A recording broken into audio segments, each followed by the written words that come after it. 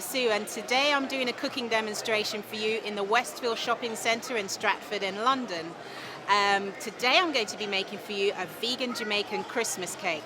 Now you don't have to be vegan to enjoy a vegan Jamaican Christmas cake. I know traditionally traditionally all Christmas cakes have eggs and milk and so forth, but there are some of us who try to avoid dairy products, but then you think, well, what do you do instead? How do you possibly make a cake, particularly a Christmas cake, with no eggs? Well, today I'm going to show you a really simple and easy recipe that not only will you enjoy if you're a vegan, if you're not a vegan, if you're a vegetarian, if you're a meat eater, if you prefer to eat whatever, you will enjoy this recipe as well. So let's get started. First of all, I've got 340 grams of flour in my bowl. I'll just move these to the side here so you can see. 340 grams of flour. Now I like to use wholemeal flour because it's much healthier for you, and I like to try and make my recipes as healthy as possible. So 340 grams of flour that's sifted, so get some air into it. Some people prefer not to sift, the choice is yours, but you put 340 grams of flour into there. Then you add cinnamon, quarter of a teaspoon of cinnamon. I love cinnamon. And some nutmeg. I'm just going to grate some in for you. It gives it that nice, wonderful, Christmassy smell, as well as a lovely taste. So you put the nutmeg in there. And I've got a little nutmeg grater that my dad bought for me from Jamaica. He was under strict instructions, please come back with a lovely one of those little lovely nutmeg graters. So you put some of that in there. You can do this to taste. It's about a quarter of a teaspoon. That amount. Okay. Then you also put in a pinch of salt. You don't need a lot, just a little bit. And also quarter of a teaspoon of ground mixed spice. Now this ground mixed spice has cinnamon, nutmeg, cloves, ginger, all sorts of lovely, wonderful stuff in there. We'll just get the spoon, so a quarter of a teaspoon of that, and just put that in. And then you give it a really good stir. This way you make sure all of the ingredients are combined. Like so. Go like that. So it doesn't need a great deal. Then what you're going to do next is rub in the dairy-free spread. Those like a non-dairy butter. You can get them in health food stores. Some major supermarkets stock them. Wherever you go, you should be able to get some of that. And you need for this, let me check my recipe, you need 70 grams of this. So you can use soya or non-soya, whichever one you have. To hand is fine.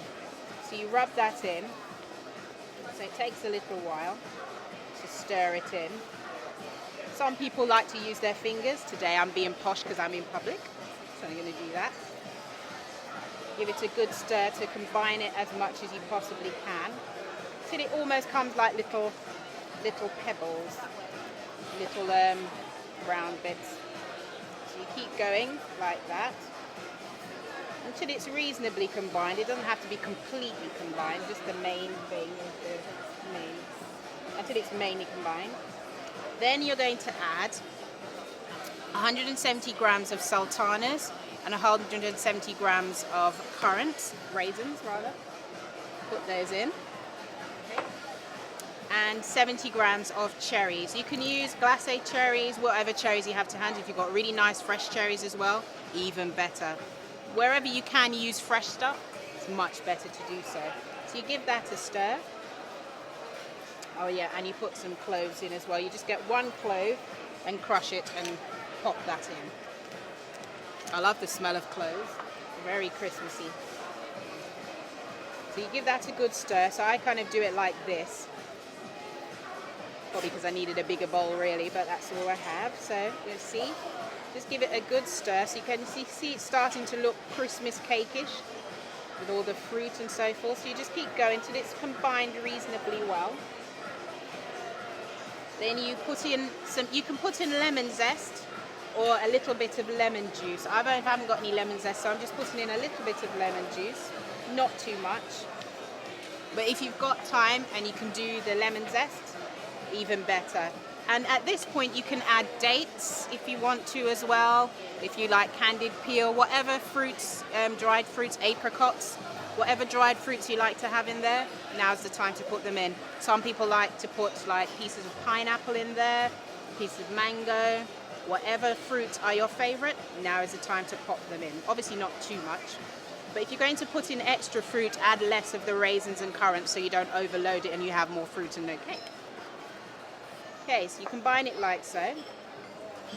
Keep going.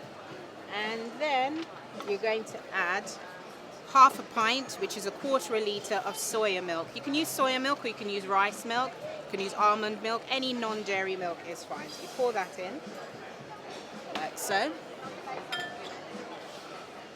And your sugar, 170 grams of sugar as well. And give it a really good stir. So you see it's really coming together now. So this will make it all stick together. So then you don't really need an egg really. It's going to give it a lovely rich flavour. Some people have asked, can you use coconut milk? I'm not sure. You can try it with coconut milk. I'm sure it will have a lovely tropical flavour. If you do use coconut milk, contact me or leave a message in the notes below this clip to let me know how you got on with your version of the recipe and any great ideas in your versions. If you used any different fruits or different spices, always happy to hear from my viewers what other stuff they put into theirs. Then what you do, you take 2 tablespoons of the soya milk or any non-dairy milk, and you're going to add 1 tablespoon of bicarbonate soda. Now this milk has been warmed, not boiling, it must be warm enough so you can still touch it. You add 1 tablespoon, let me put it here so you can see. 1 tablespoon of bicarbonate soda. This is going to let the mixture expand while it's in the oven. So you do that. Where's my spoon? 1 second. Just give that a little stir. So it just gets the bicarbonate soda going. Bicarbonate soda and baking soda is more or less the same thing. So if you're watching from a different country, bicarbonate soda, baking soda, same old thing. Just different names in different countries. So this is all there is to it. Very simple, very easy. So you give that a good stir to make sure all the ingredients are really well combined. And that's it. We're going to pop it into the oven now. First of all, the tin you put it in needs to be roughly this size. This is about a 7 to 9 inch diameter. You need to grease it and you need to line it as well. The reason for that is you don't want to go through all the trouble of making the cake and then have it stick itself to the tin. So in order to avoid that, I use some spray oil, any spray oil you like. I used to like to use this particular Fry Light one, but any one. So you give it a good spray like so. And then you need some baking paper, baking parchment, any greaseproof paper. So you cut out a circle, the right size to go at the bottom of the tin. What I did to do this is I have a springform tin, the one with the loose bottom tin rather. So all I did was take the loose bottom out, drew around it, cut it out, and there you have it. I have my perfect circle. Now if you spray the bottom with the oil first, it will stick it in like so, if you can see. See, it's all stuck down, looks very professional. And then because you sprayed the sides, I've got some greaseproof paper to go around the sides. Just stick it in like so, and it will stay. And it looks all really professional. Just gave it a bit more oil there to make sure it sticks when I put it in. And if it's a bit high, the paper, you can always bend it over like so, like I'm doing here. And just feed it round.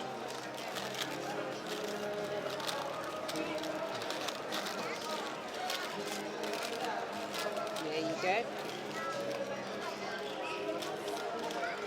Popping out in a second. What you do if it starts popping out like that is you just spray it. I'm going to spray it in a second. Make sure it stays.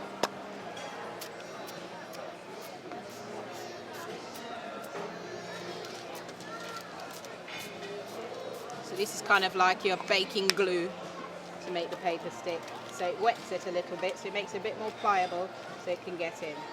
There you go. Done. So then we're all ready to put the mixture in. So let me just get a spatula. I've got a great big one here. So you put the mixture into, do it sideways so you can see.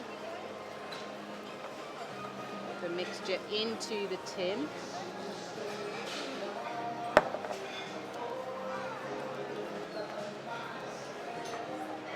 Scrape it all out so you get all of the mixture out, like so. Just rest that there a sec. You get all of the mixture out so you get as much cake as possible. Just scrape it in here like so, and then I just spread it out a little bit like so.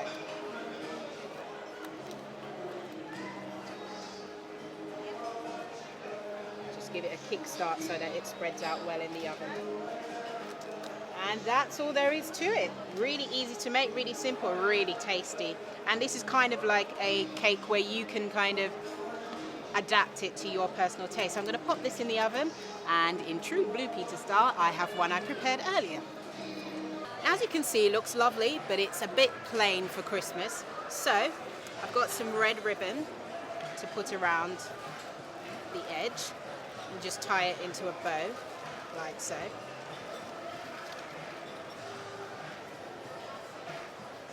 Get it here. You can shorten it, you can tie it into a bow, or you can cut it and stick it so that it's just one continuous circle all the way around, but just for speed I'm just going to tie it into a bow here. And then I'm going to use a store-bought, I have no shame, tree decoration that I'm going to put into the middle. This is just made out of icing. It's completely edible. And then I've got a little few cherries, kind of prop up the Christmas tree to sit on, like so. So just put those around it, like so. Just one more to go right here.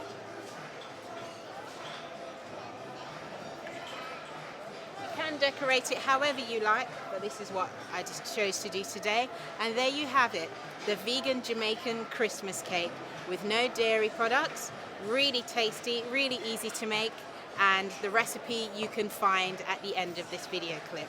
So if you have any comments and suggestions, please feel free to leave some notes below. And if you have some video responses, those are really welcome as well. Feel free to do that as well. And if you like, you can go over to my website, Kirly-Sue's-kitchen.co.uk, and I also have a Facebook page, Kirly-Sue's-kitchen.co.uk. Thank you for watching. See you next time.